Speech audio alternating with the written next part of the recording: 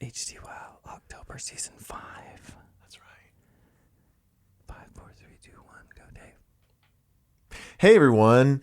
You have somehow found Htwow, High Tea with Old Waver, October 2021. This is the 51st episode.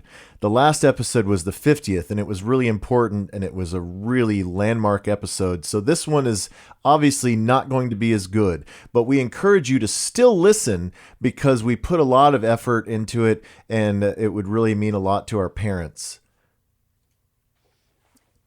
Cool. I would also like to take this opportunity to tell you about a couple of very important things. One is that we have a vinyl sponsor. Woo!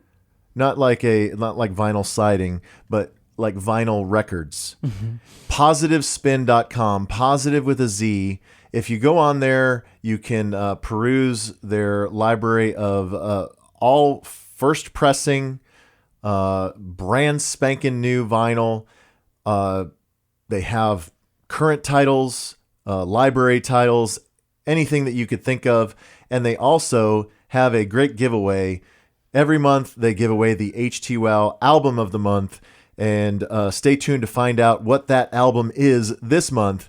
But all you got to do is go to positivespin.com and click on the banner at the top and enter an email address. And you could win a brand new vinyl copy of the album that we curated for you.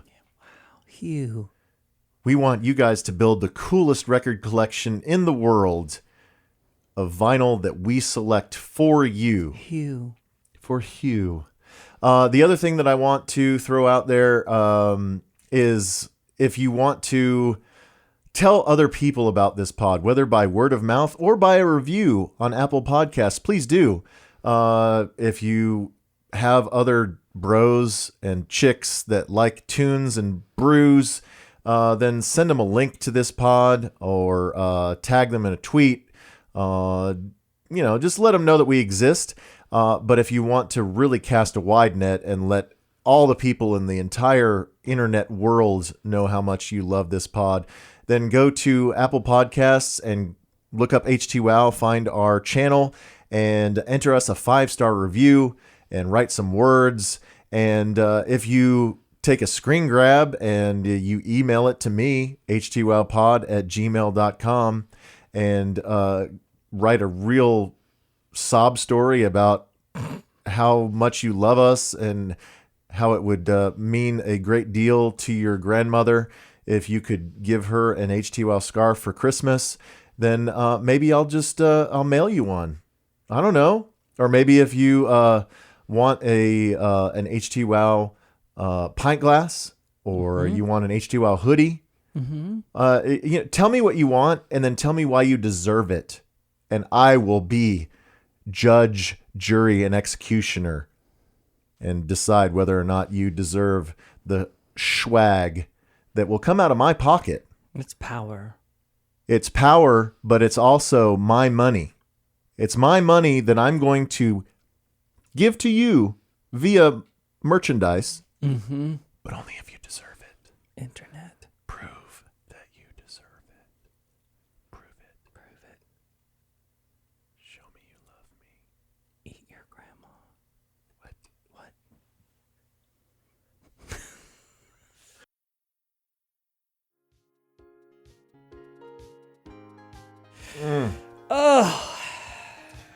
What do you think a chili made of grandma would taste like?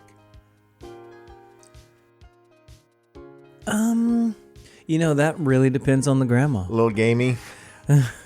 Depends on grandma. I mean... Yeah. That's my awkward transition to Chili Bowel talk. Okay. Say grandma's from Sicily. Right. Yeah, she's very well marbled. Better. Like a veal. Better tasting grandma. Yeah.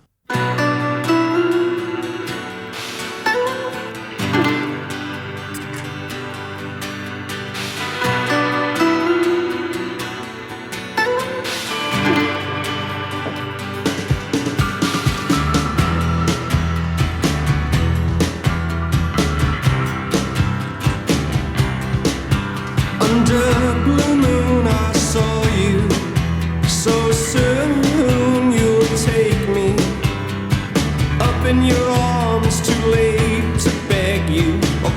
cancel it though I know it must be the killing time.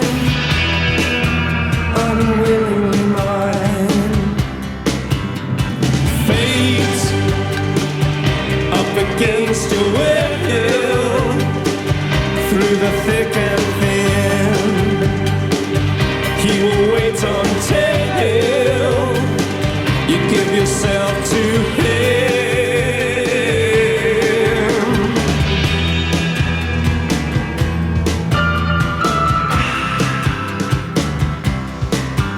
In starlit nights I saw you, so cruelly you kissed me.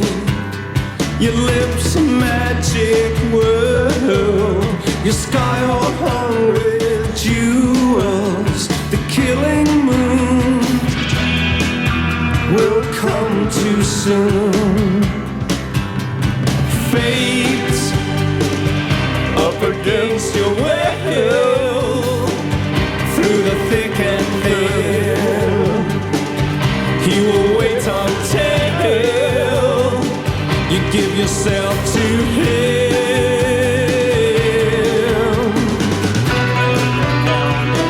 Hey guys, this is Htwow October 2021. It's Killing Moon season. It's episode 51 season.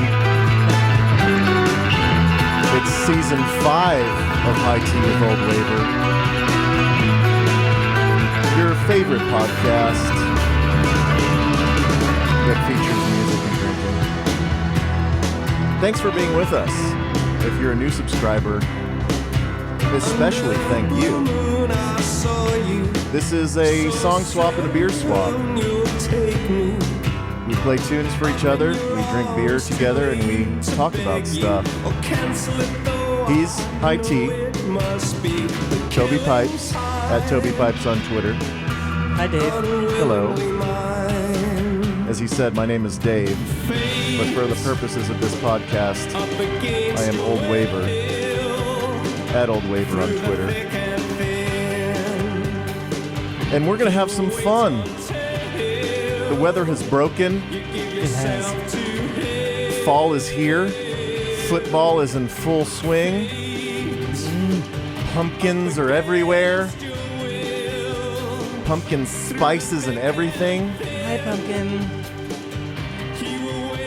And we are listening to The Killing Moon by Echo and the Bunnymen. It is our featured album of the month. You can win a copy. Now, originally, The Killing Moon appeared on Ocean Rain. But we are going to give away a copy of Songs to Learn and Sing, the compilation. That's a good move. Yeah. I mean, Ocean Rain is great, Great record. but Songs to Learn and Sing is superb. Unreal. And if you are new to Echo and the Bunnymen, it is absolutely the place to start. So if you would like to win a vinyl copy, brand new, in the sleeve, unopened, of Songs to Learn and Sing, you can go to our vinyl sponsor, positivespin.com, positive with a Z, and just look at the banner at the top that says Htwow Album of the Month.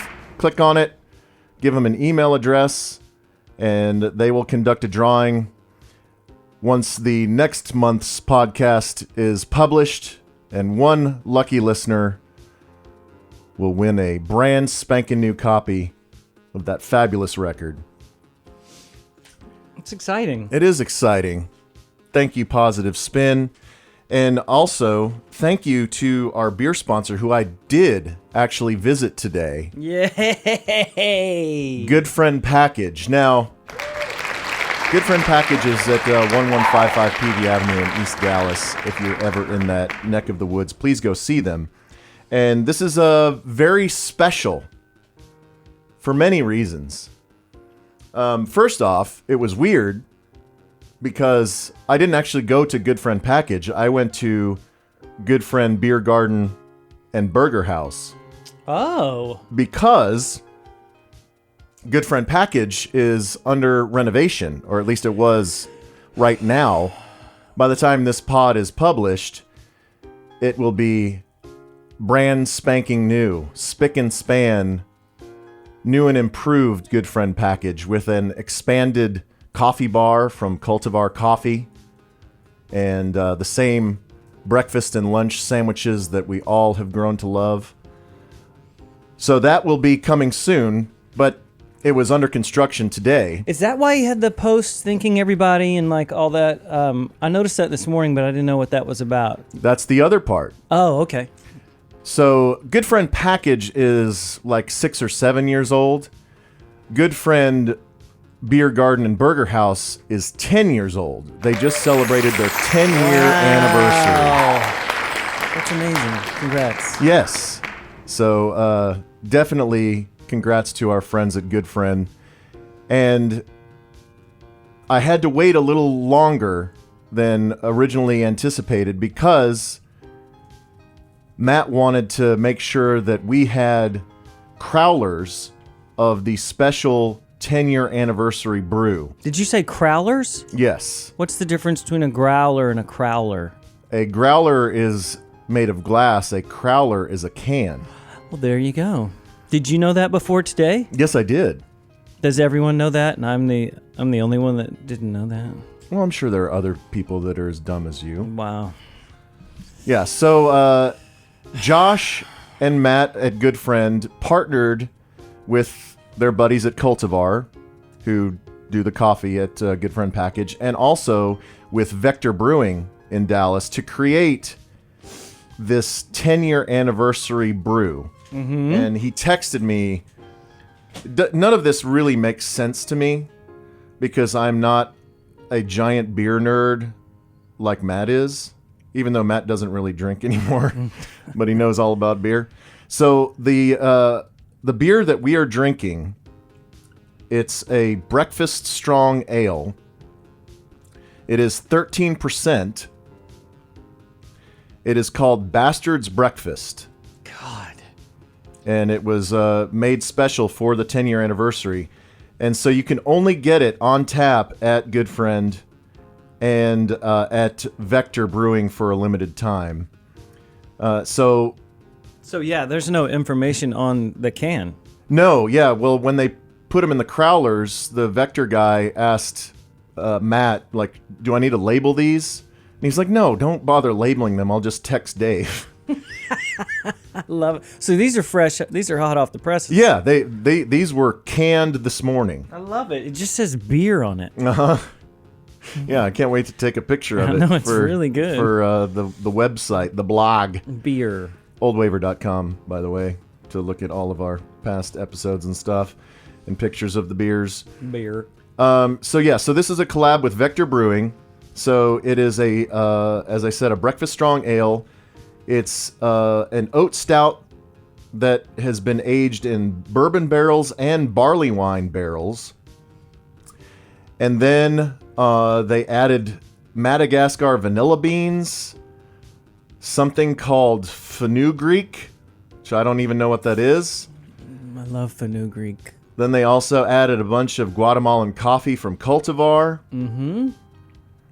And the result is Bastard's Breakfast, and it's named after Bastards of Soul because Bastards of Soul were supposed to play the 10-year anniversary, but of course, if you are a fan of the Dallas music scene, you probably know that the lead singer of Bastards of Soul, Chadwick Murray, died suddenly and unexpectedly last month. And so obviously they couldn't play, and so they wanted to do an homage to Chadwick and the Bastards, so that's why the anniversary brew is called Bastard's Breakfast. That's good. That's very decent of them. Yeah, and so they bought everyone who came out to their anniversary party a pint of this, and it's still on tap until it runs out. And he was like, it doesn't drink like a 13%er, and I'm gonna have to agree with him. It is like one of those super dark motor oil stouts, but it's really, really smooth. It's nice. You can taste the coffee. Yikey.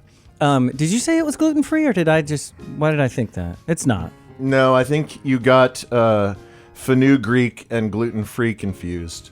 I thought that's what you sent me or that's what you said when you called or texted, was that they wanted you to wait to get this new gluten-free beer. No. I don't know what I said, but it wasn't that. That's funny. That's what my brain did when I read it. I'm going to look at it and see. Let's see. Yeah. Okay. This is what you said. Matt has a special GF anniversary brew. Oh, you thought GF meant It's gluten-free gluten-free. instead of good friend. That's why I was like, okay. Like, why is this so important to Dave? Yeah, so fenugreek is a plant, and the seeds and leaves are common ingredients in Indian dishes. So it's like a savory type of spice. That's nice. Maybe I'll have some of that next week when I'm in Florida. Yeah, visiting Manny's folks. Yeah. That's going to be some good cooking. Yes, we'll talk a little bit about Manny later in the pod because there's a special event coming up in our friend group that we want to talk to you a little bit about. Maybe a pre-sell, so then we can talk to you about it next month in the November pod. But yeah, I really like this, and I'm really glad that they made the special effort to can some crowlers for us. It's going to get us nice and tanked, and because there's coffee in it, it'll keep us awake for the After Dark. Yeah, thanks for the cans. And if you don't know what the After Dark is, that is the drunken after party of this podcast that is subscription only for our patrons. So you can go to patreon.com and search Htwow, or you can go to oldwaver.com and click premium. And that's the last I'll say about that. I mentioned we may have some new listeners because last month was our epic episode 50. And we had a special guest, Gordon Keith of Sports Radio 96.7 and 1310, The Ticket in Dallas, the Marconi Award-winning Yuck Monkey for the Dunham & Miller program. And His presence alone will just shoot you off the charts. yeah, I was going to give a quick update to everyone.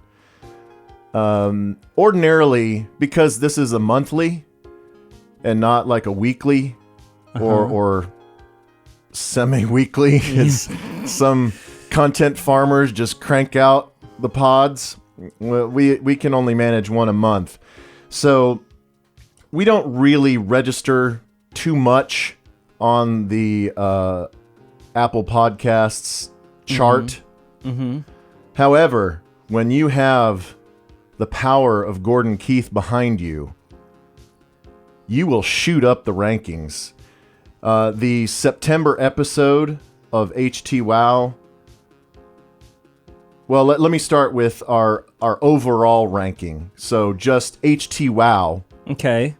our channel, on the strength of the September podcast featuring Gordon Keith, A superstar. a superstar, we peaked at number 19 Hey! in the United States among music commentary podcasts. Love it.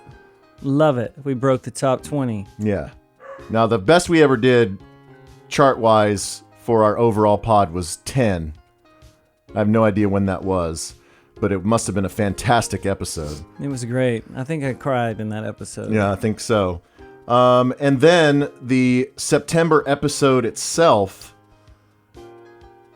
it peaked at number 10. Yes. It was the 10th most popular episode of music commentary pods on Apple Podcasts for like 2 days, like 3 days.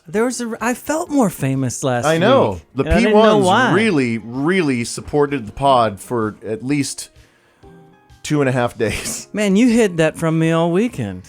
Well, I wanted you to be surprised and delighted by our amazing success. I've got a fuzzy feeling all over my body. Okay, so as I said, this is a song swap and a beer swap, so we've taken care of the beer part. So let's get to the song part. I always go first. And last month when we had Gordon on, we let Gordon kind of run the show, and he decided that he wanted to do a book report on XTC and Andy Partridge, which was great because it was kind of a blind spot in my musical universe. And I think it was something that you and a lot of our listeners maybe hadn't thought about or listened to in a long time. And so I think that was good fun. But this month we are going to play new stuff. Now that can be, I don't know, controversial. Maybe some of you only want to hear us play old stuff. But some of you are progressive like us.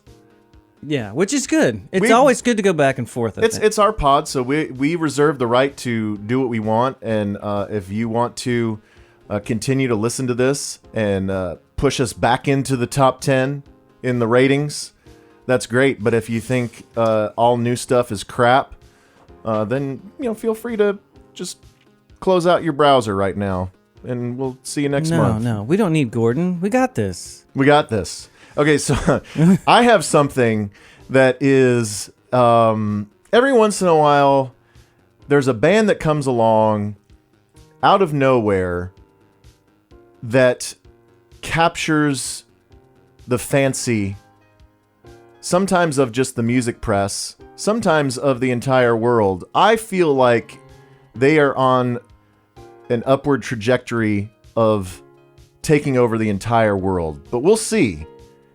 The band is called Wet Leg. It's two girls. I think they are barely out of their teens. They are from the Isle of Wight over in England. And they only have 2 singles to their name. Okay. They have not put out a full-length record yet, although they are about to kick off their first tour. They're doing like 3 U.S. dates in December. Wow. I don't know if they're going to have more than 2 songs by then. But their second single just came out. I think we'll play the first single on the After Dark. The first single was called Chaise Lounge, but the new single is called Wet Dream. And is that how you say Chaise Lounge? Mm-hmm. I don't know. What do you say? Do you say Chase? Chase Lounge? We'll get to that later. Is that the one we're playing later? We'll play it on the After Dark. Yeah, we'll get to that later. Okay. But I want to play the new one. Okay. It just came out, hot off the presses. It's called Wet Dream, and it's part of something that I noticed, because I put on my music detective hat this past week. Wow, what's it look like? It has like the flaps on the side, and it's kind of a herringbone pattern, like a Sherlock Holmes hat. Yeah. Are those like there's 2 different. That's the English detective hat. Yes, and I had my spyglass, and I was looking through all of the new releases on my Apple Music. In America, it's like the Columbo hat. Yeah, no, I'm totally old school Sherlock Holmes. You know, the kind of weathered where it looks like they take fedora. it off and put it on all the time. Right, it's got the finger indents in it. Yeah, that hat. It's a good hat. Yeah, so I did a deep dive. I listened to a ton of stuff. Usually when I listen to new stuff, I look for things that I've heard of before, or I can be lured in by some good album art or maybe a good band name. But if something looks dumb, then I won't listen to it. Usually. But, okay, so 2 girls that are probably good looking just out of their teens called Wet Leg for some reason got your attention. They're not on the album art. I didn't know it was 2 girls that are just out of their teens. Thank you. Just saying, something caught your eye. What I am saying is that I listened to a ton of stuff. I really, really scraped the bottom of the barrel of new stuff, and I found a lot of good things, way too much to play in the pod, so I'm going to have to do a lot of spillover on the After Dark. But this is the one, as I said, that I think they are poised to take over the world. And the thing that I noticed in listening to all this new stuff, and I guess we've kind of seen it, but there is a real 90s resurgence. There's a lot of stuff, guitar-based stuff, that sounds like stuff from the 90s, from stuff that you might hear at Trees or Dada walking in Deep Ellum in 1992, right? Mm-hmm. And so this is kind of like that, but it's also super quirky and weird, and I think they will become Toby's favorite band, and maybe yours. This is Wet Leg, kicking off October Htwow. Here's Wet Dream.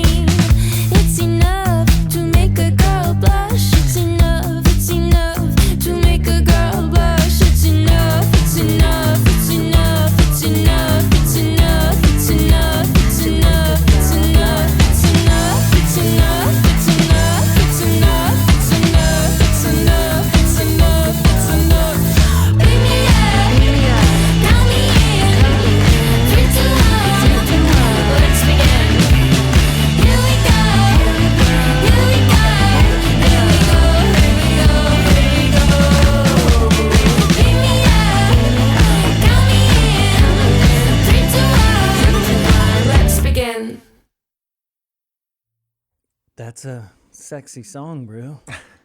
And what do you think? I really like it. Man, this is going to be a girl-heavy show. Yeah. It seems like a lot of the new stuff that's whip ass is girls doing cool stuff. Yeah, so the first single, Chase Lounge, or Chase Lounge, has been streamed 3 million times, and the video has been streamed 1 million times. So it totally blew up. Wet Dream. Yeah, the new one, Wet Dream. I don't know how many. You want me to see some spins on Spotify? Yeah, let me pull up the video and tell you. They're almost to 500,000 views on the video in just a few weeks. They got on this one about 900,000 plays, about 850. Yeah. So it's another hit on their hands. So the two are named Ryan Teasdale and Hester Chambers, and they're on Domino Records. And they found themselves at the summit of a Ferris wheel and decided to start a band. Yes. That's what it says, right? Uh-huh. I don't know why they decided to call themselves Wet Leg. And they have a thing for French disco, which I think we started. Yes, they probably do listen to this pod. Mm-hmm. Because we're huge in the Isle of Wight. That is exactly right. Yeah, I guess they decided not to go with bloody pants and they went with wet leg instead. Yeah. Maybe you just name their next single. Maybe when they listen to this, they'll be like, bloody pants. But Ryan Teasdale says that she wrote Wet Dream after she got a text from an ex that said that he had a dream about her. Cool. When was the last time you had a wet dream? Dude. I couldn't even remember teenager? when must have been, right? I mean, when your factory starts kicking up and working overtime, then I cannot remember a time or a place. Like, even if you are a habitual grasturbator as a teen, you can't keep up with the production, and your body needs to emit some things at nighttime just to clear the pipes, just to make sure that there's not a... Is that what you tell yourself about that? Yeah, that it's physiological. It doesn't sound scientific. It's physiological that your balls are too full. No, that's what you used to tell your girlfriend in high school all the time. None of that is right. That's what you said about blue balls, not about wet dreams. Whatever. You know, I did. I love that word. Bowels. Bowels. It's been a couple years, but I did have a nocturnal emission. What? As an adult. Really? A couple years ago. Man, good for you. And it was shocking. I woke up and I had to assess the situation and determine, did that in fact just happen, what I think happened? Did you think someone came in and stabbed you in the middle of the night? Like they shivved me in the groin? Yeah. No. Were you was this on a camping trip? No, it was not on a camping trip. It was in my own bed. Was there anyone there that you had to hide this from? No, I think it might have been during a lonely time when I didn't have anyone in my bed, and that's probably why. Maybe I had been resting my forearm for a week or two. Yeah. You know, sometimes you get tired of yourself. I have never known that feeling. Like you just don't do it for yourself anymore. And so you just have to take a break. Just change your hairstyle. Part it from the other side. See what happens. Maybe shave a heart in it. Mm-hmm. Let's do something. Wear a nice shirt. Landing strip. Wear something nice. Yeah. You know what the greatest love of all is, Dave? Self-love. Learning to love yourself. The greatest love. I think when people would say that to me when I was younger, that, it's impossible for someone to love you until you love yourself. I took that literally. Yeah. Learning to love yourself. It is the greatest. We were just talking with Craig the other day. You know, I'm wearing my Ted Lasso shirt. Mm-hmm.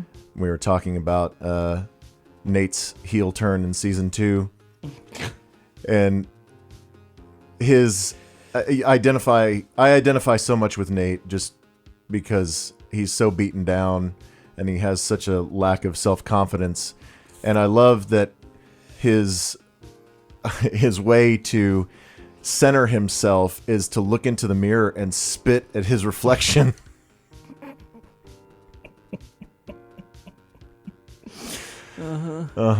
Yeah. I don't spit at my reflection, but I do. I will catch myself in the mirror and I will look at myself and I'll go, "Fuck you." Mm-hmm. That's what I did when I fell down at Craig's the other night when y'all left. Sorry, I missed that. on the treacherous Craig stairs that, from what I hear, everyone falls down. But Yeah, it's a death trap. not me. And I certainly did, and went straight into the bathroom and was like, get a hold of yourself. What's wrong with you? Falling down at 3 a.m. like an insane maniac because you had 7 bottles of wine. Get a grip, Get a T. grip. God. Instead of like being mad at myself for having 9,000 drinks, it was climb the stairs like a regular person. You can do this. Yes, you can do this, idiot. Yeah, well, you were saved by the great cold snap of 2021 because all of the shrubs in Craig's backyard I know. died and had to be pulled out of the beds. Otherwise, you would have been stabbed by a holly bush in the eye. I know, the spiky shrubs. Everything works out for T, even when he falls on the stairs. It was a nice landing. It was very nice, cushy. Yeah, I'm sorry I missed that. Mm-hmm. I mean, it was but a very slow fall. Let's be honest. It wasn't violent. please email us at htwowpod@gmail.com with your wet dream stories, and Toby will read them on the next pod. Yeah, I'll read them. I'll read them aloud while Dave is jumping trash cans. Speaking of sex, Yeah, how's it been going? I mean, same per usual. Mm-hmm. But did you hear them talking on, speaking of Gordon Keith, our guest on the September pod, did you hear when they were talking about soaking? No. Do you know what soaking is? No, I've stopped after milking. Yeah. So soaking is different from a milking table. Soaking is evidently a practice amongst Mormon teens. Okay. Because Mormons have a very strict rule about premarital sex. I think everyone it's has the rule. It's forbidden. Well, I mean, parents will tell their kids, like, you know, don't have sex. Mm-hmm. And if the kids are religious, then yes, they will hear from their pastor or their minister or their rabbi or whomever, don't have sex. And then they all still do. They all still do. But amongst Mormons, I guess that there is a much greater fear of retribution. Okay. Like they do try to obey the rule, but they try and find loopholes and workarounds. It's more like a Squid Game thing. Like if you get caught, they just kill you. Yes, possibly. I don't know. I only know that from people talking about it. I've never seen one thing, but I digress. Go ahead. So soaking is when you and your partner want to feel close, but you don't want to lose your virginity. Okay. So you will... It's basically the evolution of just the tip, right? It's already too difficult. This is taking... What is it? What do you do? Well, it's the next step of just the tip. Instead of inserting just the tip, you insert the whole thing, but then you don't move. You just soak it. Is that not what everyone does? What do you do? Well, the logic is that it's the motion, it's the thrusting that makes it sex. Oh. But if you're just hanging out and talking, and your ween just happens to be in her peen, then it's just you guys expressing your closeness, but it's not sex. You might as well be French kissing. Sure. French kissing with your privates. That's what it is. So it's like dipping the hot dog in the hot dog water. Yeah. And just leaving it in there. You don't have to give me a visual. Just letting it soak. I'm just looking behind me, and you're like, I'm you're pointing your finger downward, like into the water. I'm pinching a hot dog and I'm dropping it into the hot dog water. Man, I can't play the next thing I'm going to play after this discussion. And then the other thing is if one of your friends busts into the room and does like a cannonball onto the bed, Yes. and the vibration of the bed causes you to maybe accidentally thrust a few times, that's called jump humping. You've just made that up. No, not a thing. Look it up. So Go to Urban Dictionary and look up soaking and jump humping. I won't. That will not be on my search engine. I Just don't need bust to out your VPN. jump humping. Anyway, Is that what kangaroos do? do they jump hump? Mm-hmm. I don't know. Let's take calls. 787 Htwow. Oh, Dave, we need to talk about something else before I get to my next artist. We 'cause need a this is spacer? not going to be appropriate. We need a spacer. Yes. Why? Because they're children? Don't even. No. Just don't. I will tell you this before I play. Let's just do it. It's okay. It's fine. It's fine. But don't look her up until after. Yeah, it's fine. I won't. I'm going to tell you the name because I know you don't. Do you know who? And I hope I'm saying this right. Do you know who Pilar Victoria is? No. Have you heard of this? Why'd you say it like that? Well, this is the one that you were telling me that your buddy Pat. Yeah. Pat sent me Sent this to you. While you were scouring the internet, people just send me stuff. Right. Pilar Victoria. And when I say that, people send me stuff all the time, Dave, because I'm a You're a top 20, top 10 podcast talk show host. Yes, and about a music. rock star. So That's on the side even. you're an influencer in many spheres. And card says on it, musical detective. So people send me stuff all the time. Most of the time, I would say very small percentage I will like what they send. We have a few P1 readers that always send us great stuff. Yes. On the Twitter. But when your buddy he knows everything I listen to. Well, he was in your first band. Yeah, he was in the first, but he knows that I'm going to think this is a jam. So, but just seems like a very sweet person. So I'm thinking that last conversation. Hopefully, if she listens to this, because we played her song, she'll skip over what we were all just talking about. Well, let me just let's take a pause right here for just a definitive spacer between the previous conversation and the conversation around this next artist. Chapter 2. Next artist. Bing bong. Bing bong. Okay, all I will tell you is that I'm not going to tell you anything. Let's play. She has. I'm picking between two songs. You can pick it because I like them both equally. So you're going to give me the names, and I just have to go off the names. And you just have to go off the name because they're both good names. Okay. The first one, and these are the two I like. The first one is I Left a Party for You. And the second one is called 80s Movie. Ooh. It's tough, right? Both good. Whatever you don't pick, we will be playing later. Yeah, that's tough. It's tough. Both Are quirky and good. which one has the higher BPMs? Oh, the higher hits or the quicker, the dancier tune? The faster tempo. I'd say they're probably both the same. They're both the same. Which one has more hits? Okay, let's see. Because I really can't decide.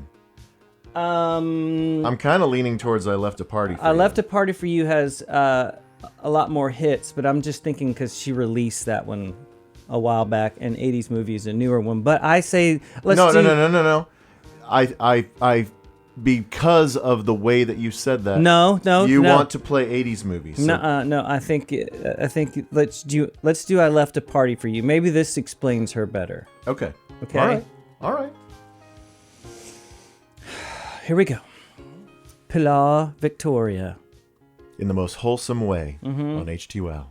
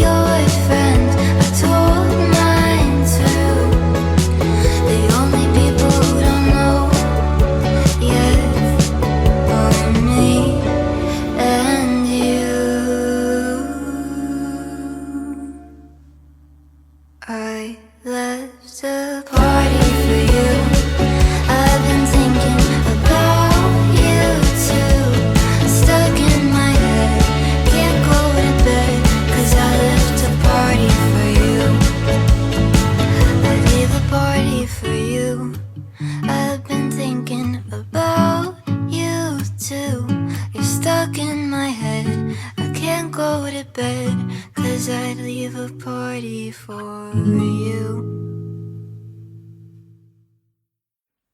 What do you think, Dave? That is as pleasant as a spring morn, Isn't that nice? as refreshing as a fall breeze. That was probably, I would say, all of her sounds in one. She gets a little bit more dancey. Some of them are just like her and a ukulele. Some of them are, you know what I mean? Right. Like, but there's a lot of good instrumentation. I think she does all of it.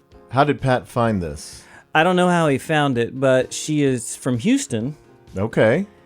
and she wrote that one when she was 12. And how old is she now? I think 14. Isn't that fun? Like, how good is that? I mean, if I think back to what I was capable of doing when I was 14, not that. So something happened on some TikTok thing, or you know how they use songs. Yeah. So she's just has taken off.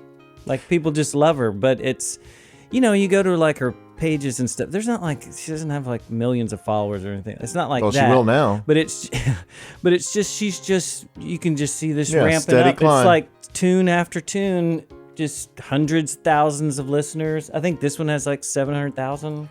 Well, the fact that she is 14 or maybe 15 by now, I'll give her a pass on the indie girl voice, Yeah.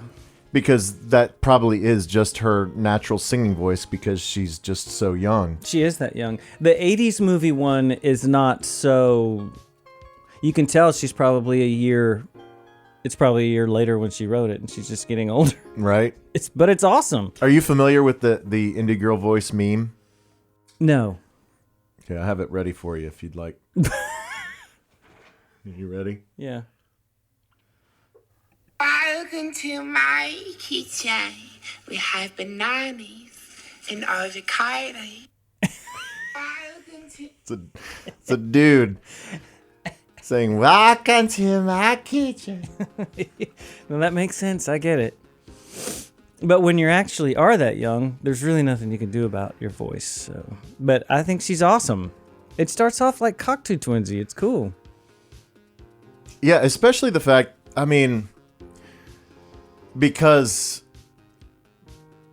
recording software is so good and so omnipresent now, and you can get great equipment and set up your own little studio in your bedroom. It is easier for anyone who is creative to put stuff out there. Let me play just a snippet of the 80s movie. I'm not going to play the tune, but just the drum beat and the stuff at the beginning. You'll like it. Just a snippet. Snippet.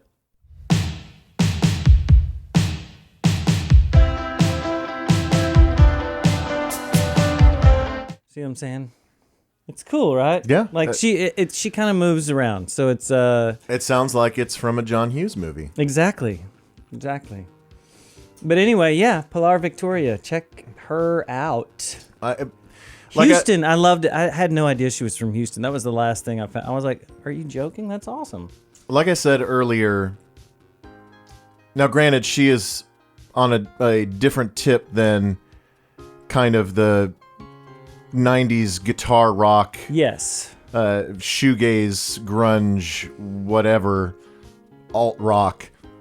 But it is great that there are so many young people that are mining that time period for inspiration and putting out so much cool stuff. Yeah, and I'm thinking it's got to be just because of what the age the parents are now, right? I guess so, yeah, that they're They grew up listening to that stuff, and now people that were into that type of music, their kids are now teenagers. Mm-hmm. God, that's so sad, Dave. It is. We're gonna die soon. It's okay. Everyone's gonna die. All right. Have you finished your bastard breakfast? Why we move? Yeah, let's move on. We're about to move on. Let's do it. Well, I gotta slam this because I need my glass. Do Well, you want a clean glass? Do you want a clean glass? No, I'm gonna use this one. But look at how much I have left. Do you think I can slam that? Easily, without even a breath. You can really glass. No, you can read a glass. We've both been glassing for so long. There it is. What a coincidence. There it is. I love it. You did great. And in an Htwow pint glass that you can get at from your page. Yeah, you can shop our Zazzle store. Just go to oldwaver.com and click on merch, and you can get a Get overpriced pint glass with our logo on it. Get you a hoodie and a pint glass. The winter's coming. It's true. Winter's coming.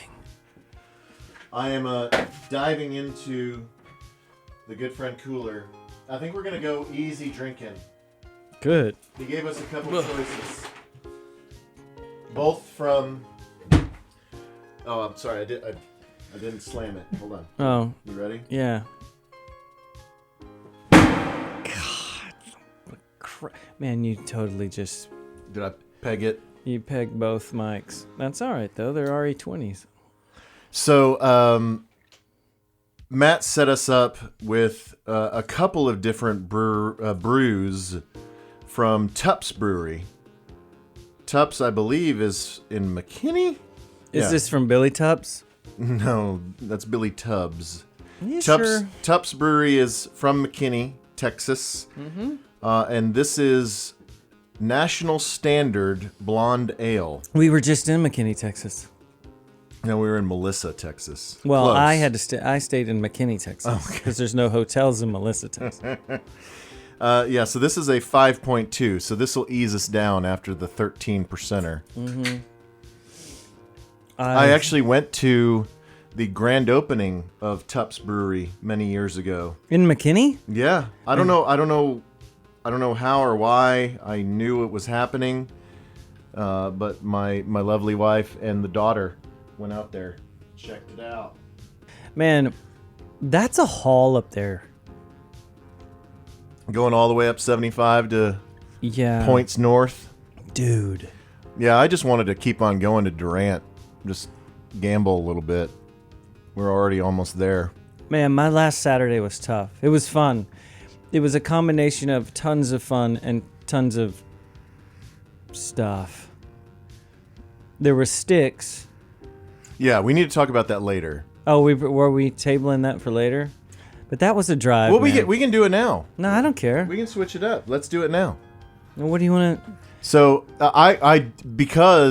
so we went to Melissa, which is This is why we were in Melissa. yes, it was about an hour north of Dallas, and there's a old country estate out there where our friends God bless. Son of a 13%. That'll sneak right up and bite you. Our friends Heather and Doug got married. Mm-hmm. Now, which one of the? Well, I know which one because Heather's not from. Is this Doug's family place or something? No idea. I don't know how they picked that place. Because it's basically like they got all of us to drive all the. I mean, we all live. Well, not we all, but you all live like one block from each other, and decided, you know what?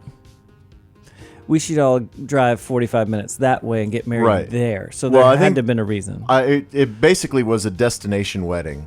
No doubt about it. They wanted us to prove how much we loved them. Mm-hmm. So the complication of the evening was not only the fact that it was in Melissa, but it was also on the same night that Toby and Taylor, our buddy Taylor Young and Taylor Young Band, opened for Styx at Levitt Pavilion in Arlington. Mm-hmm. And so you guys had to miss the wedding, and I think Taylor wanted to stay and see Styx, so he didn't even come to the wedding. I don't even know if he was invited. No, it wasn't. No, they were definitely both invited. Okay. They couldn't leave because Taylor had to go to the merch booth and sign shirts and talk to people and do the thing for glad hand for an hour after. He wouldn't have made it till midnight. There's no way. I played through my stuff in the car and we played from 7:30 to 8:30, I think. Chunked my stuff in the car right from just because they let you park there on that side thing. And there was about 5,000 people at Levitt.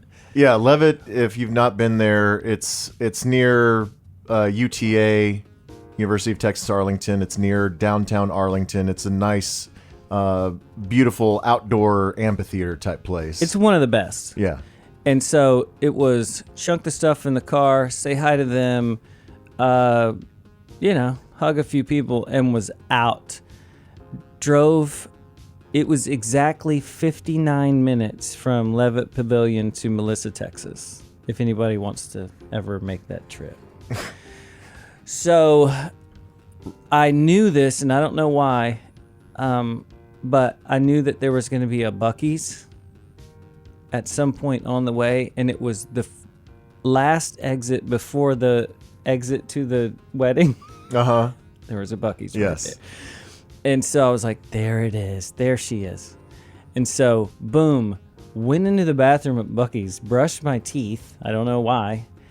Got out to the parking lot, changed clothes, got back in the car while you guys are texting me, get out to the wedding, and you guys leave.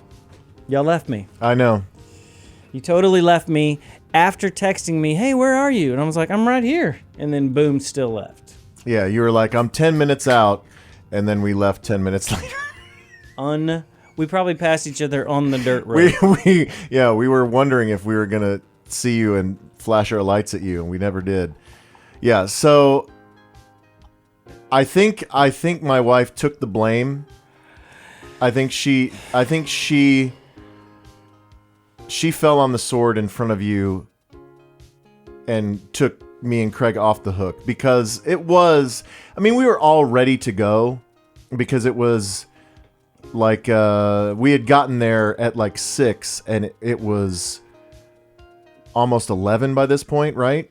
What time did you get there? I got there at right before 10. Okay, so I guess it was like 10 o'clock. So we'd been out there for like 4 hours, and my allergies were going insane.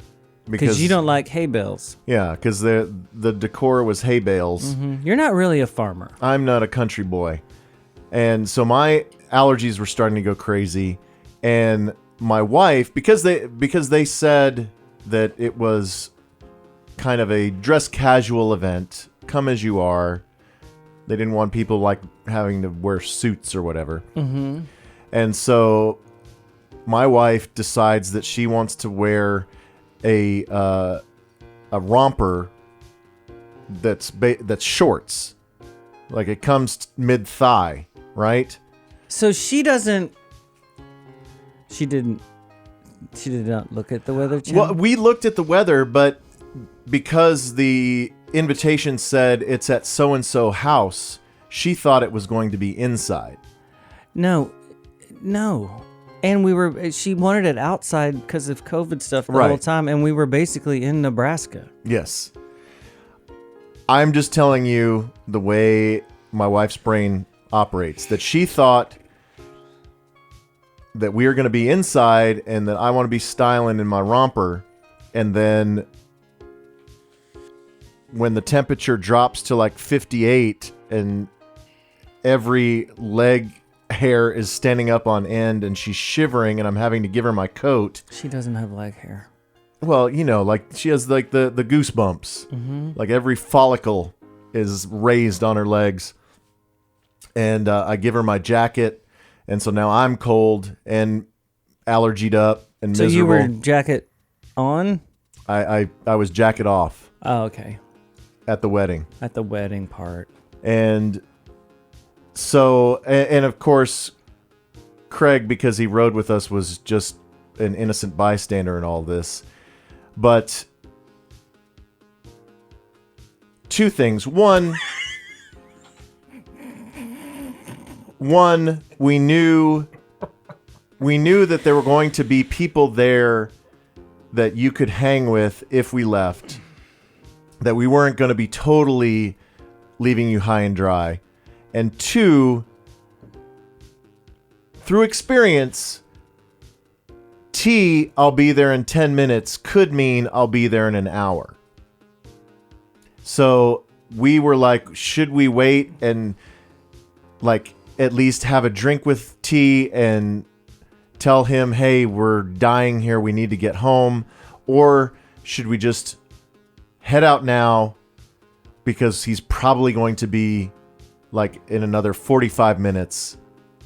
And so that's it doesn't what matter. we did. That's it doesn't what we matter. did. We all hung out the next day, all day long. But it's fun for me to complain about it. Yeah, now And you have that's- something to hold over That's me. even worth the battle because I didn't come to see you guys. I came to see Heather, That's right. and that's why I was there. And we still had fun. And but boy, that was a very stressful. That was a long trip. But I want Styx to. I want to is- circle back. Yes, Okay. I want to circle back to the TYB show and the whole Styx thing. Okay. So, they sell tickets for these, even though it's a big outdoor thing, and it's kind of like anyone can kind of walk up. They do sell tickets. They do have like a fence set up, right? Most of the time, it's a free show. But this concert was one of the reasons why they can always, the city of Arlington can keep providing free shows. So this was like a donation thing to the whole Levitt thing. Right. And donating to plenty of other stuff too. But this was, they have a couple of these a year that it's basically, this is when everybody can spend a lot more than you normally would for a seat to give back to the thing so you can have free concerts all, Yeah, it's a community outreach deal. Yeah, it's, so it's this one- supporting the arts in the community. Yeah, this one was the raise the money one. Okay. And so, their Styx setup was wild. Absolutely wild. Pyrotechnics. Just Did they have Mr. Roboto? trailers, and that was the encore song for sure. Taylor took a picture of the set list. It was funny. They stacked the hits at the end. Did they? It's great. But Did you see Dennis DeYoung? one of the main stipulations is do not mention Dynasty. Dynasty Young is Oh, he's not in it Dynasty. anymore? No. I think it's just Tommy Shaw and the other guy are the only main ones in this. Okay. But Tommy Shaw is the thing. He owns the rights to the name and all of the hits and everything. I'm guessing he started it and the whole thing is him and he wrote most of the stuff at the beginning and and he's super guitar player guy. And all that Right. stuff. But it was really funny. Taylor, like right when we rolled up, because the tour manager knows Taylor through a bunch of other people or something. And Taylor was just like, so did they already check or like whatever? And the guy looks at Taylor and goes, Styx doesn't sound check. Like, have you lost your mind? Like, he's like, they will not see this place until, They will roll up, walk out, play, and then get right back in they the bus. will- and someone will say, where are we? And that was it. Yeah. It was really funny, but their whole stage setup is wild. Yeah, so Taylor said that everyone got there early. So you guys had, unlike the state fair, where you played to no one except for your friends and your child. Yeah, no one ever plays to anybody there. It's insane. It's it's just, the state fair is to play on the big stage and you're just playing to people walking by. Right. That's what because people don't go to the state fair for a concert. They go to the fair for the stuff. For the corn dog. There's not bands. You don't want to see bands. You want to do things and do stuff. But there was a full throng of people for the Taylor Young Band set, and he claims that it's the best show you guys have ever played. It is, and you know how I hate everything. Yes. It was, I felt so good for, like during the last song, I was like, absolutely, he had him. Everybody was eating out of the palm of Taylor's hand. And for an opening band, it's tough to do because they're not there to see you, and they don't know one of his songs. You know what I mean? Right. And he had him. It was good. Like nice. They were freaking out on him really bad. And he said, so the two things that he said that I thought were totally out of character, but I was very pleased to hear. Mm-hmm. One, he said that he was running around the stage and really engaging with the crowd, because usually he just stands right behind his mic. Yeah, he was doing the thing. And so, yeah, he was doing the frontman thing. So that made me happy to hear. And then the other thing that made me happy to hear is he said that his banter was at a bare minimum, that all his jokes landed, but that all of the changes were pretty tight. Because that is always the thing when you see TYB. If you've ever seen Taylor Young Band, or if you go to see them, just know that Taylor, He'll talk a little bit. he will channel his old band, the O's, and go into a vaudeville routine in between songs. And it's not always necessary, but he said that he kept it tight. Do you agree with that? They loved it. It was like he just would say a few things, and it would be just stuff like, this next one's a love song. I like love songs. And then some girl would scream, I love love songs. And he's like, me too. Everyone should love love. And then people would go, I love love. And he's like, here we go. Yeah, so people were just ready to party. They were into I it. mean, They were when like, you everything have- he was saying, like, he would be just like, you give good stuff out there, you get good stuff back. And people are like, yeah. Yeah, when you have a willing and accepting audience, that's got to be the dream, right? Man, they just loved it. It was crazy. It was absolute, because, opening band, Styx didn't know us. We didn't know any of these people in there. Well, it could always go wrong. Stylistically, We have no Taylor Young business. Taylor Young Band is country twinged power pop, and then you have Styx, which is album oriented prog rock from the 70s and 80s. Yeah, and there were a bunch of long-haired dudes in front of the stage that were like, yes! And I was just like, okay. Because when they walked up, I was like, they're not going to like They're not going to like this. But they sure did. They certainly did. That's great. So good for him. I am so happy to hear that. I'm sorry that I missed it, but Heather and Doug were more important to me than you and Styx. No doubt about it. And I made both. So, whatever. Sorry I missed you. We had a good day the next day, though. Cowboy game. That's right. Cowboy. All right, let's get to the other jams. Yeah, so my next jam, what do you know? It's another duo of English girls barely out of their teens. It's all right. I'm saving us at the end. There's going to be some testosterone at the end. We got it. So the band is a band that I've never heard of that has a terrible name. The name is called Let's Eat Grandma. Do you get the reference? No, I do not. Okay, so I'm a copywriter by trade. That's the weirdest brag I've ever heard. DaveLaneCreative.com. If you want to hire me to write your website. Obituary. Yeah, if you want me to write your obituary or your menu or your band bio. TYB. Boy, they love it in Europe, don't they? I know, right? They're using every quote you did. I know. You're welcome. Yeah, so at my old desk job, I remember that there was another writer who had a office right across from me, and he had a poster on his wall. Mm-hmm. And it was a poster about the importance of punctuation. And so one sentence said, "Let's eat grandma," and then the next sentence said, "Let's eat, comma, grandma." So, that's what this you're is. you're either telling grandma, "Let's eat," or you're eating grandma. So it's Well, which one are they saying? they are without the comma, so they're eating grandma. Okay. But it's two girls from London, and they met in like primary school. They met when they were like in 4th grade. They started making music when they were like 12. Now I believe they are 19, 20, whatever. So what we're finding out is if your kid isn't writing hits by the age of 12, you failed as a parent. Yes, if they are not the master of an instrument and writing original material by the time they're 12, And has learned all recording software. right? If they're not playing at the Staples Center with the Foo Fighters by the time they're 11, then you've done a bad job as a parent. Foo Fighters. Foo Fighters.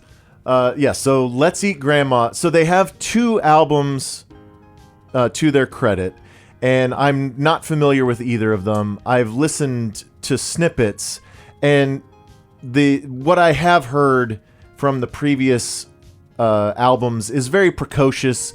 They lean into like their English accents, and it's almost kind of like more talky than singy. You know what I'm saying? However, they just came out with a brand new single, and I assume this is from a forthcoming 3rd album, but it is much more melodic, much more synth heavy. It's a gorgeous arrangement. I'm as a musician and engineer, just sit back and listen to all the stuff that's going on in this song. This is called Let's Eat Grandma, Hall of Mirrors on Htwow.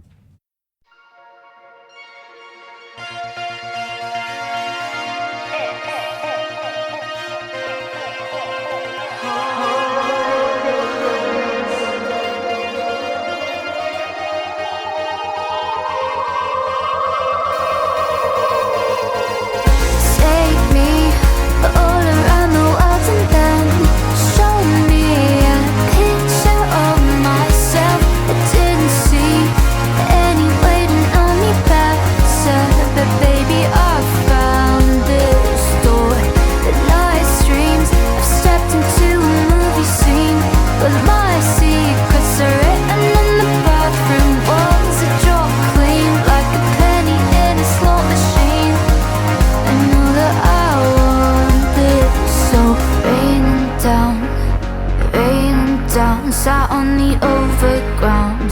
I'm cold to the bone in this lonely town. Somebody tell me how I'm gonna work this out. And I thought of you, and there wasn't a girl that made me shy until I talked to you. Somewhere in the night with a spell in your eyes, and it was all about you. The moment in time when our shadows collided and it told the truth. You linked through my fingers and followed me into the whole of mirrors.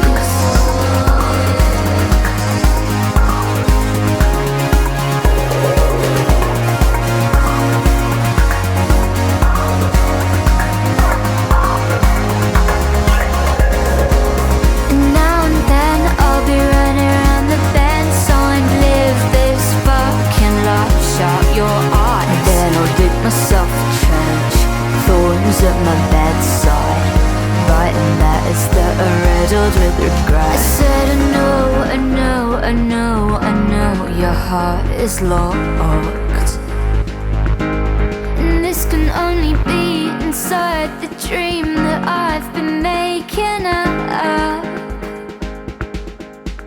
But I thought of you,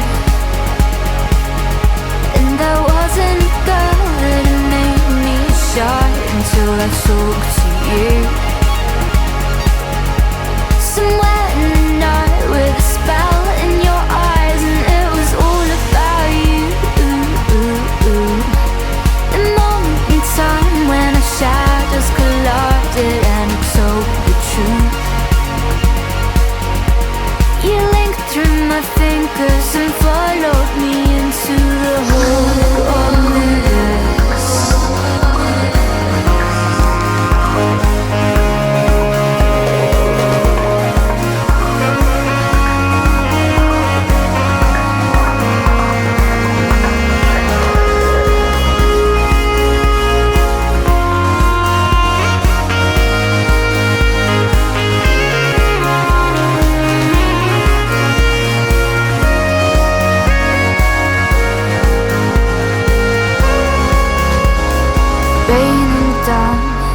Raining down, I'm in the boarding lounge,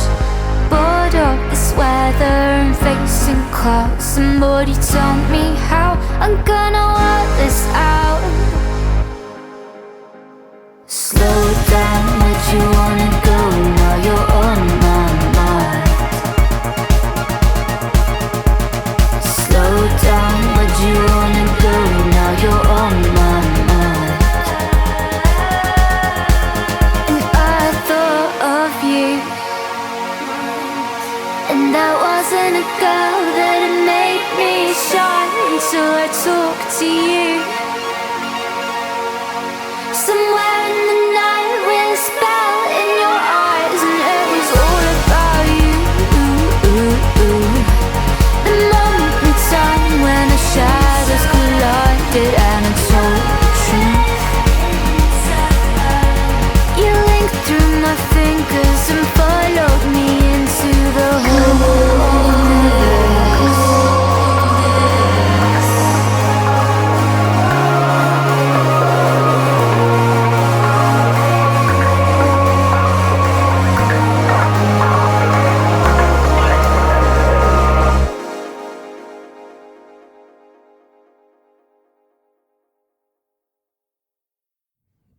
That's a hot jam, Dave. How you feel about that?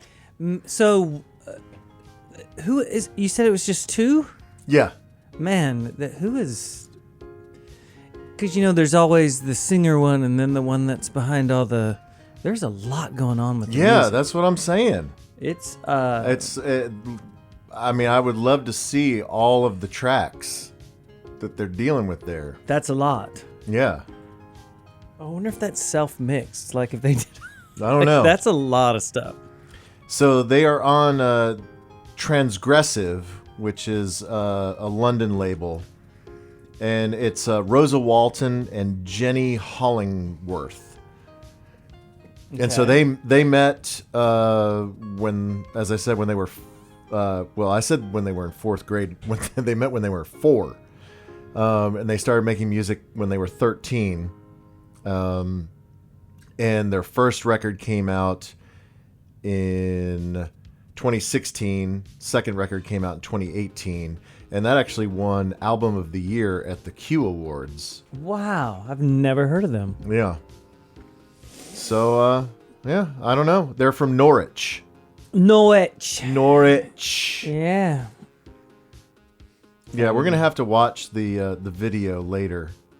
It seems like they're both, even though they're just friends and they're not related, it seems like they're both ginges. Yeah. They both have long, flowing red hair. Yeah, they look a little alike. But I think they are, again, another pick to click.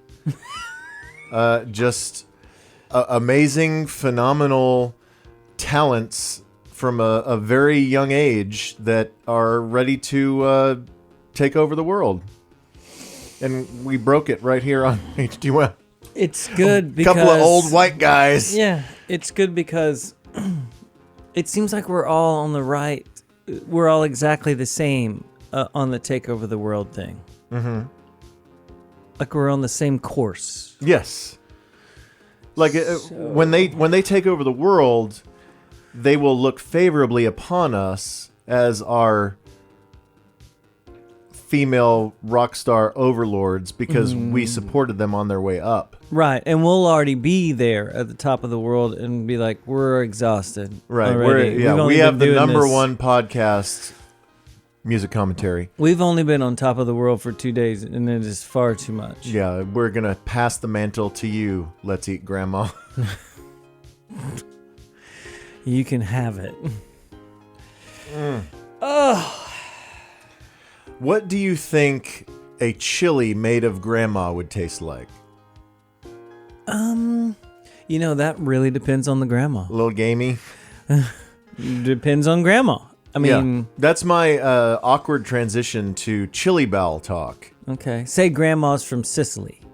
Right. Yeah, she's very well marbled. Better. Like a veal. Better tasting grandma. Yeah. So we mentioned Manny earlier in the pod because Toby and our friend Craig are going to go visit Manny's folks in Florida, and you're going to dine on delicious homemade Indian food. That is right. Manny's mom is a magnificent cook, makes the best samosas in the world. Samosa. And if you do want to go back and listen, so our friend Manny died almost a year ago. Mm-hmm. Non-COVID related, but very sudden illness. Took us all by surprise and was a devastating time. And so we ended up memorializing Manny almost a year ago. It was episode 41 of the pod. The November 2020 episode was a tribute to Manny. We played all of his favorite bands. And so next month in November, as we were approaching the year of his passing, that we decided that we were going to celebrate his life with one of his favorite things in the world, something that he had a great hand in inventing, and that is Chili Bowel. Now, we've talked about this on the program before, but if you are unfamiliar, we had Super Bowel, and we also had a chili cook-off that was connected to it. So all of our friends would get together for the Super Bowl, but before we would watch the Super Bowl, we would play a flag football game. Good grief. Bastard breakfast. So good. You bastard breakfast. So we would play a flag football game. Uh-huh. And then we would all cook chili, and then we would watch the Super Bowl, and we would eat the chili, and we would crown a chili champion. Mm-hmm. And so it was a jam-packed day. Too much for one day. And so eventually we splintered the chili cook-off away from Super Bowel, and it was called Super Bowel because our bowels were in distress after running around and then eating a bunch of chili. Super Bowel got pretty big. Super Bowel did We almost had sponsors at one point. Yeah, Super Bowel did get pretty big. But then we splintered off Chili Bowel, and that became its own thing, along with Pizza Off and many other things that have been stolen by Dude Perfect. Murder Off. Yeah, all the offs. And so we are going to have Chili Bowel next month, beginning of November, for a Cowboy game. And we will report back in the November pod as to who were the top finishers at Chili Bowel. But it was always Manny's favorite thing because Manny, he took this maybe more seriously than anything in his life. Oh, it Would was you agree with big. that? This was circled on the calendar. If he ever had a calendar, which he did not, Right. it would have been circled with like the little stars all around it, glitter. Right. This yeah. is the He day. would This is Christmas Day. he would get the dried chilies and reconstitute them and then blend them and create a chili paste, and he would sweat fresh chilies, and he had it was an amazing recipe that Was it ever any good? he did win a couple times. Okay. He did win a couple times. Sometimes I think what ultimately torpedoed him in the years that he did not win is that he made it too spicy, where half the people that were trying to judge the chilies couldn't even choke it down. Couldn't take it. Yeah, Yeah, it was just like too flaming hot, and it would just immediately cause cascades of sweat down their forehead. Yes. But I'm very excited. Have you made a chili since the last Chili Bowl? I've never made a chili at a Chili Bowel. You've never entered Chili Bowl? Are you going to enter this year? Should I? You should, I've never done it. in Manny's honor. Manny would be very disappointed if you didn't. I am more of a judge. and don't like to do stuff. It is a lot of work for you. But I will. I have made chili for fam. For fam? And it's good. It's just... It's not competition chili? Oh, it's easily good competition chili. It's just more of a laziness thing. And I don't know if I want to go off brand. But still, things are different. Maybe I do need to make one this year. So there is that. Yeah, there's always the debate, and this is pulling back the curtain to kind of the table talk amongst the serious Chili Bowel competitors. Okay. Which I honestly am not one. I think the best I've ever come in is like 4th. Right. Like Dale's in there. Yeah, Dale and Craig are always in the mix.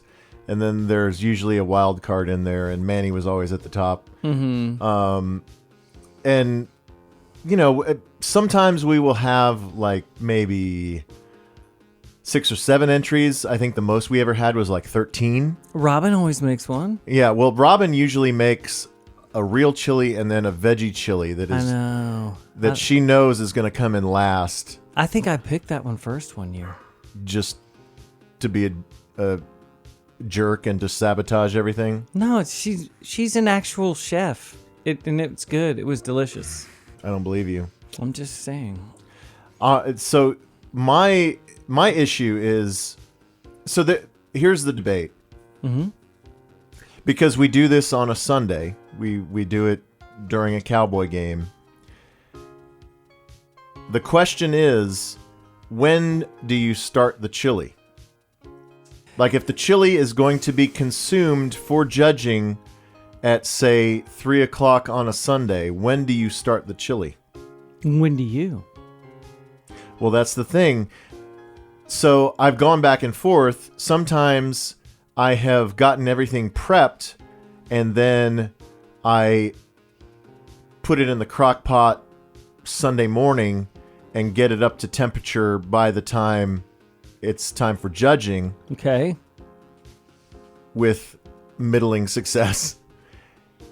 I think everyone who is a serious contender agrees that you need to make it the night before, then refrigerate it overnight, and then heat it back up on the Sunday. That it's always better the second day, that the flavors have a chance to really meld and combine, and that when you do the slow reheat, that is the key. Well, I will say this. Craig is already at an advantage, and that's not fair. Because? He's on home turf. Well, it's going to be at my house this time. Oh, that's right. This will be the It's the year year of of Dave. Demar. It's the year of Demar. The year of Dave. Yes. Okay, that's different. That's different. I probably need to try and work in a trial run before Okay. the actual event. Okay. You know what else people always mess up? Is they try to get too fancy with it. Because they'll be like, oh, I've made a bison chili or something ridiculous like that. And you're like, don't do that. Just make a chili. So in the past, we've had two of the most controversial entries ever. Do you remember? Well, I remember one I remember two. Yeah. Yeah. Okay, so one was the aforementioned Taylor Young, who used to manage the All Good Cafe in Deep Ellum. And he entered into Chili Bowel All Good Chili, claiming it was his own. But then later saying it was a joke on purpose. Yeah. But that did not sit well. It did not. It did not sit well that he gamed the entire system by entering restaurant chili That's professional. from his chili. restaurant. That's a ringer. You can't do that. Yeah, that's not allowed. Yeah, it is not allowed. The other one was slightly funny. So the other instance of cheating in Chili Bowel. Which you were gonna, if you were gonna say of the two, the one that's probably most forgivable is this one, right? Because this one was definitely a joke. I don't know if it was a joke. I think it was more out of ignorance. I think that. Go ahead with what you were saying. Well, no, I think you're remembering a different thing than I'm about to talk about. So, okay. I think you're remembering when our friend Shannon entered Wendy's Chili. Yeah, that's what I thought you were about to say. No. But the best thing was for all of us, it was good that one got last place. Yeah, Wendy's Chili came in last place. And then when she was like, I'm not embarrassed, and everyone was like, no, you shouldn't be. And she was like, I got it from Wendy's and poured it into a... Yeah, she got like 20 cups of Wendy's Chili off the dollar menu and then poured them all into a crock pot. And yes, we at least all beat Wendy's Chili. Yeah, which was great, because if that one would have won, now that's different. Then we are all crazy. No, what I was referencing was a friend of ours from North Texas days, Corey, last minute says, "Hey, I'm gonna enter a chili," and he brings a chili that ends up, I believe, getting third place. And then all those ballots got thrown out when he revealed that all he did was get some like chili mix, like maybe like a Wick Fowler's kit or something. He got a off the shelf chili mix and then got a bunch of Dickey's brisket and chopped it up and poured it in a pot. Yeah, you can't do that. And but like I said, I think that was out of ignorance that he thought that would be okay. Yeah, he just didn't That he know. was just like, I don't have time to make a chili, so I'll just do this. Because he still made it. Well, he didn't make anything. He just combined. I mean, I guess that's what chili is, combining you're things just into combining a pot. the thing and going off a recipe. That's Yeah. what everyone else did too. Yeah, but yeah, we, boy, Manny was furious that day. He banished Corey after that. It's good shit, kid.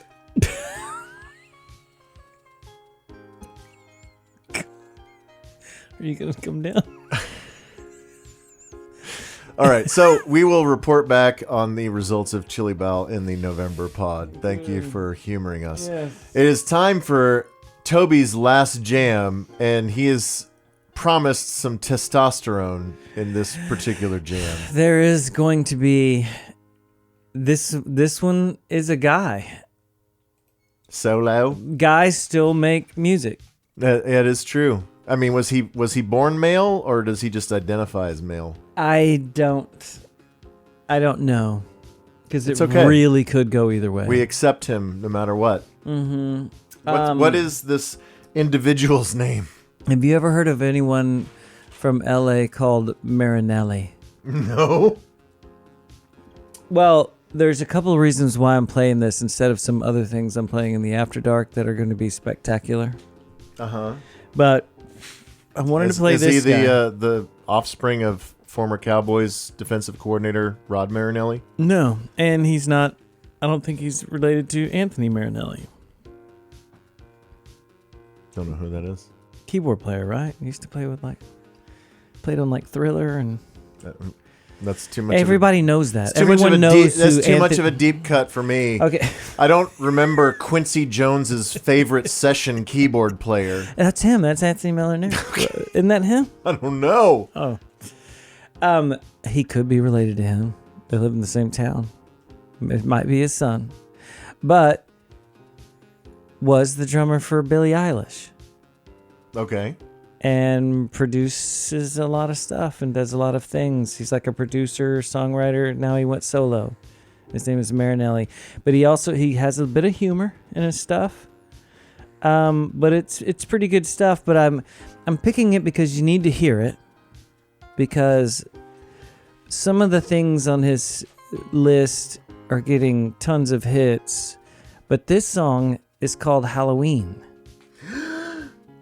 It's bringing it all back. So I thought that I should play this song called Halloween, Is even it though spooky? it's not spooky, and I think he only says Halloween maybe once. It's not really about Halloween, but the title is Halloween, and I thought that's good enough. That's perfect as far as I'm concerned. Yeah, but I think you'll like it, and the dude's totally weird. He's an absolute weirdo. So we'll play some other stuff later as well. But I think that he's got a little buzz behind him right now. Well, if he's been involved with Billie Eilish and her dumb brother, whatever his name is, And if he's bold enough, right when she's about to be the Fergus, biggest, what's his name? I Phineas. forget Phineas. it. Phineas, really? Yeah, that's Billie Eilish's brother. Yeah, yeah. And right at the height of Billie Eilish, she goes, "You know what? I'm gonna go solo." I'm gonna jump off this ship and go solo. Solo. Well, good luck, So Marinelli. that's worth it, right? Yeah, let's see what he's got. Here he is, Marinelli, and I hope I'm saying it right. I don't know. I don't know. I think you pronounced Halloween correctly. Halloween. Halloween. Halloween. Halloween. All Hallows Eve. What do you say? Halloween. Yeah, we say it the same. How else would you say it? I think Craig in the mornings in the Musers says it different. No, or is it? No, it's Gordon says it wrong. Halloween. No, he Like goes. He cuts the ween off. All right, here we go. He's from Mississippi. You get it. Halloween by Marinelli. So sorry about your Halloween and your Valentine's Day. You were in Tennessee, saying how our lives changed and asking why don't we. The feeling is right, but I still feel alone. Do you have the time? Forgot to charge my phone. Oh, I'm making friends out of lovers in a strange place out of home. You know I can't stand growing older. Two kids in a band with more members than fans. No head on their shoulders. The feeling is right, but I still feel alone. Do you have the time? Forgot to charge my phone. Oh, I'm making friends out of lovers in a strange place out of home. The feeling is right, but I still feel alone. Do you have the time? Forgot to charge my phone. Oh, I'm making friends out of lovers in a strange place out of home. The feeling is right, it's a strange place, but I still feel alone. The feeling is right, it's a strange place, but I still feel alone. That caught me off guard. What do you think? I like it.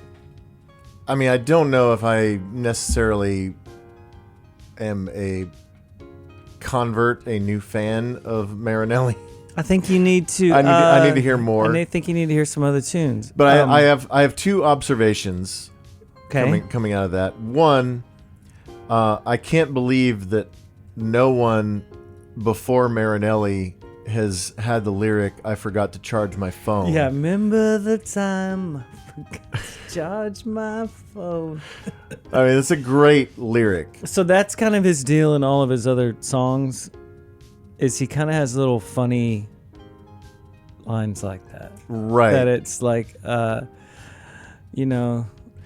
But like when we were having Margs the other day and we were listening to Bro Country on the bar playlist, and everything in the Bro Country is about nostalgia. It's about things that you remember from when you were a kid. Mm-hmm.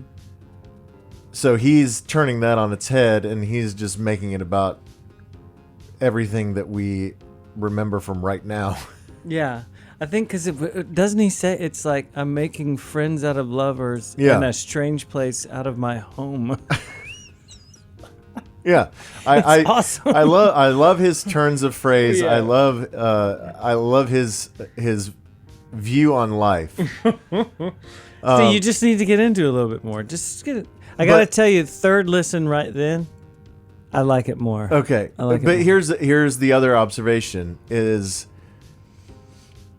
I've noticed of the recent tea selections, both on the regular pod and the After Dark, that you really like stuff that is purposefully out of tune or sounds like someone is dragging their finger on the edge of the record. It really does sound like him and Goth Babe smoke the same weed. Yeah. Like they're in the same Volkswagen van. There is no doubt about it. Those dudes. They both crushed some waves, and Yeah. now they are smoking some kush in the back of the VW van. Yeah, for sure. it's the beat healed, and he's a drummer, obviously a very good one. So I think it's on purpose, but it will go tum, tum, tum, tum, it'll, and you're like, okay, cool. Like that's obviously not a drum machine because he slowed down just a little bit. But I like it, but the vocal style is kind of the same as that Goth Babe. Yeah. Yeah. Like Well, they should tour together. Yeah, I mean, I think that is the common thread, even though he has a ween, the common thread of all the stuff that we've played today is that it is very precocious and very DIY. Yeah. That everybody is in an equal playing field. And that if you have a voice and you have some talent and you can afford a laptop, then you can put stuff out there and it's pretty kick-ass. You're good to go. Whereas the very first thing we played was probably in a studio that was about $6,000 a day. You think Wet Leg was a $6,000 a day studio? No, I think Echo and the Bunnymen. Echo and the Bunnymen. Yes. Because when that kicks off, it's like, holy cow! Yeah. Sounds like a movie. Well, didn't they have like the London Philharmonic or something? Yeah, whatever it is. Did they do that at Abbey Road? Did they do that? I don't know hold where on, they. hold on. It probably doesn't matter. But still, they paid a lot of money for that record. They paid more for the first 20 seconds of Killing Moon than all of the other songs we've played combined. You're probably right. Well, it says that they self-produced the Killing Moon at Crescent Studio in Bath. Yeah, then yes, it's extremely expensive. Crescent Studio in Bath is very expensive. Everything in Bath is very, very expensive because it's one of the best places in the world. Okay, listen to this. It's where all the Tears for Fear guys are from, and Peter hold on. Gabriel and hold everybody. Hold on. let's just dive into this. Oh my God. I know, right? All right, hold on. All right. Best times of their lives. I'm just gonna read this from the wiki, Okay. and just you start tallying up the bill in your mind. The band recorded and self-produced The Killing Moon at Crescent Studio in Bath, Somerset. After catching a cold, Ian McCullough completed the recording of the vocals for the song at Amazon Studio in Liverpool, where they also completed the drum tracks. The band then went to Paris, where they were booked into Les Studios des Dames and Studio Davout. And Henry Lestoux, the engineer at Des Dames, Henri Lestoux, assisted in the string passages, and Adam Peters provided the string arrangements and played cello and piano. Good God.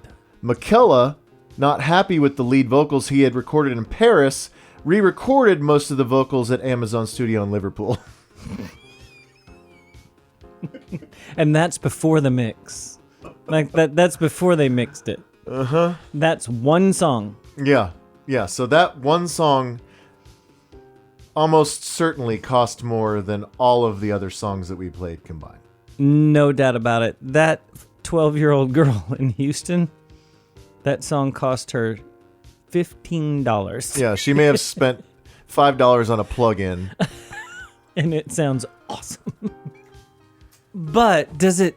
Which is better, though? Don't you love that story, though, about that? Like, does it make it better? I think it does. Well, I mean, it shouldn't, but I love that it's all record company money, and it wasn't ever Echo and the Bunny. Well, it always is their money. It is the romance of old school record making. Fly to Paris to record the strings. Yeah. I mean, it's just genius. And the record company hears that, like, they pick up the phone. They're like, they want to do what? Oh, okay, sure. Like, do they all have to go? They all have to go. The drummer has to go for the whole string. band, and they all need hotel rooms. Sure. And they need an expense account. How long is it going to take? 4 weeks for strings? It's going to take 4 weeks. Cool. Yeah. Okay, well, I'll fly down there and meet him. Well, I guess somebody has to watch these sessions. Because that's what they did. Yeah. And they all used to party a lot. That's the good old days. Mm-hmm. When people bought records. Before we get out of here, I do want to read a couple of reviews that were kindly left on Apple Podcasts by our dear readers. We put out the call last month for reviews because it's been a while since we asked, and it always helps us in the chart positioning and in the algorithm to help more people find us. The more 5-star reviews that we get, and it also helps if you write some words. So we are up to 102 5-star ratings. Actually, I think there's one 4-star that is junking up our ratings. But there are 4 new ones with words. I just want to just give them a shout out. Stunkbait3 writes, Stoma Man approves, heard it directly from the tube. I guess through the stoma tube. Oh. Arzem writes, great listen, Davey is my leader. Well, you're welcome. Thank you so much. TBWII writes, this is amazing. What a great podcast, Dennis DeYoung. I love it. And then this one is from DeLife. Enjoy laughs and tunes. Excellent curated tunes and conversation with a longtime voice in Dallas-Fort Worth, host Davey Lane. Will transport you back to the 80s prom with special episodes. Guests like the Devil's Own Gordon Keith kick it up to another level. I'm sorry he didn't mention you, Toby. It's okay. But I would encourage you, dear listener, if you've not already given us a review on Apple Podcasts, please do. And if you write a really awesome review and then you send it to me, htwowpod@gmail.com, then maybe I'll send you a scarf. Maybe I'll send you an HTWOW pint glass. Mm-hmm. I'll make it worth your while, but you gotta put forth the effort, and then you gotta reach out to me and prove that you did it. Can I say one other thing? Sure. One of the cool things about when we do the pod and getting messages and just stuff in general is that and you mentioned this before, that bands will get in touch and say like super cool things. We need to send a shout out to Allison Wright. We didn't get to see her from Causeway. Oh yeah, she she came wanted through. she had a layover at DFW Airport, and she loved us and the pod so much that she wanted to spend her layover with us, and we couldn't work it just out. a couple of hours to have a beer. And how cool would that have been? It would have been great. And it just didn't work out. Yeah, we'll make it happen again soon, Yeah, Allison. we need to. But I thought that was so cool that she took the time to send us she was a message. fired up about it. I know. That would have been so awesome. I was so bummed. Yeah, not so much the 14-year-old from Houston, but any of the other artists on the pod this month, if you want to hang out, anytime you're in College Station or in Dallas, Fort Worth, hit us up. Or if 14-year-old, if her parents are involved and they want to go have lunch somewhere, we can go to IHOP. We'll go to CC's. Yeah, we can do whatever they want to do. We'll go to Chuck E. Cheese. We're close. I'm close to Houston. I will spring for unlimited gaming. We can go to an Chuck E. Astros Cheese. game. We'll do whatever you want to do. But I think that's a cool thing when they actually text back and tag us and posts and stuff. Every once in a while, we do get a response from the bands that are featured, and it always gives us a charge because it, we are putting their music out there because we are fans of what they're doing, and we want more people to hear what they're doing. And so, when they reciprocate and give us a little hat tip and a thank you, it makes us feel good. It does feel good. It feels good. We send each other texts with circle like, look here, right? They actually know we exist. It's nice. It's not quite like the Noisy Pod guys doing their pod from Johnny Marr's tour bus. Yeah, that's not the same. But Johnny Marr has not reached out, and that's fine. One day. You want to play us out here? Yeah, should we play this song that costs a lot more than all the other songs? Yeah, let's play the spooky Donnie Darko Halloween tune that cost $1 million. You want to know whose favorite band, Echo and the Bunnymen, who they love the most? Who? The Doors. Can you believe that? Oh, I know, yeah. They love the Doors. It is weird. Yeah, it's totally weird. You know, I never saw Echo and the Bunnymen back in the day, but I did see them. I mean, I've seen them several times in recent years, in the last 20 years or so. They did a spin through South by Southwest one time. I got to see them down in Austin in the early aughts or whatever. But then I also saw them at the Bowery Ballroom in New York. And it was a fantastic show. And watching that show and watching Ian McCullough in his trench coat and his posture at the microphone and his chain-smoking cigarettes, I was like, that is where Liam Gallagher gets all of his shtick. Oh, he got it from a couple of them. Him, Ian Brown. There's a couple of those dudes. I mean, right. The Stone Roses guy, the walk up to the mic thing. Yeah. Liam totally took that.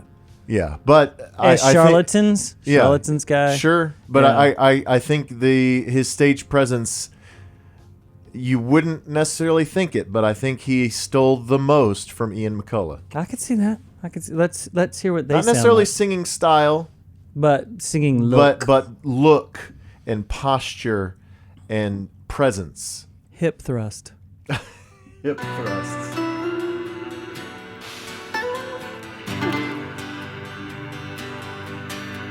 Will Sargent has a little, I mean, it's a little spooky, isn't it? It is spooky. It's a little spooky.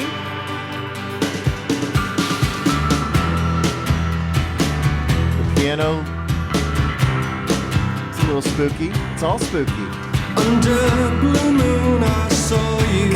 Vocals. So soon. I'm glad he re-recorded them in Liverpool. He did a good job. He did a good job in Liverpool. That sounds fantastic. Or cancel it though, I know it must be the killing time. Unwillingly mine. Fate up against your will. We should have just done an Echo and the Bunnymen through the episode. thick and thin. We've never done that. No. He will wait until you give yourself to him. He'll come back through eventually. We'll do a show. There's just too much music out there for us to bring to you We don't have enough In the time. starlit nights I saw you. We need to have him on the pod just so I can ask him how he gets his hair so Kissed high. me. Like he's got high Your hair. lips a magic world. Up in the front. Your sky all hung with not Aquanet? jewels. Gotta The be. killing moon will come too soon. Fate up against your will. Through the thick and thin, he will wait until you give yourself to him. Thank you so much for listening to Htwow High Tea with Old Waver, episode 51, October 2021. If you've made it all the way to the end, you are an extra special friend. Please spread the gospel of H2L to your music and beer-loving friends. Make sure you tune in next month. Make sure you punch the subscribe button on your platform of choice, whether it's Apple or Spotify or whatever. So you make sure that you don't miss it the moment it comes out, and subscribe to the After Dark. So It's more of this, soon you'll take and me it's more drunk. up in your arms, too late to beg you or cancel it, though I know it must be the killing time, unwillingly mine. I think I messed it up. Fate up against your will. Thanks to Marinelli, Through the thick Let's and Eat Grandma, thin, Pilar Victoria, he will wait until and Wet Leg you give yourself to him. joining us on this Echo and the Bunnymen podcast. You want to know what Pilar Victoria's record's called? Against your will. What? I think it's called High Up Hilly. Through the thick and thin, It's nice, he right? will wait until It's like she just turned in a project for social studies. Yeah, that's real you kick give ass. yourself to There's also a very, very good volleyball player for Arkansas. His name is Pilar Victoria. Not the same girl. Do I need to follow her on Instagram? Sure. No, you should. Why are you sneering? I had an allergy thing, and then now I'm back. Yeah. Melissa Haybales? That's another good band name. Melissa Haybales.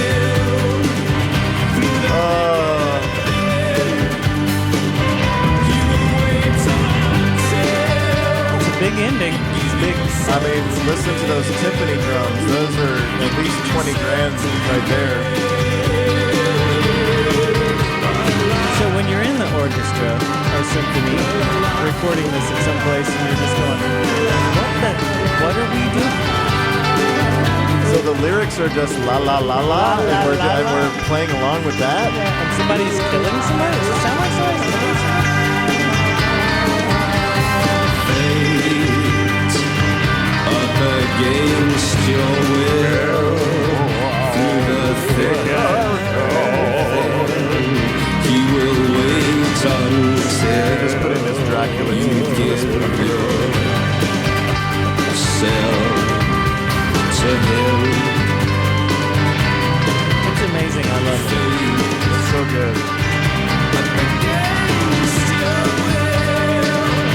Well, everybody, good luck in your human sacrifices, and we will see you next month on a very special Thanksgiving episode of H2L. God bless. God bless. God bless you. God bless you. God bless you. God bless you.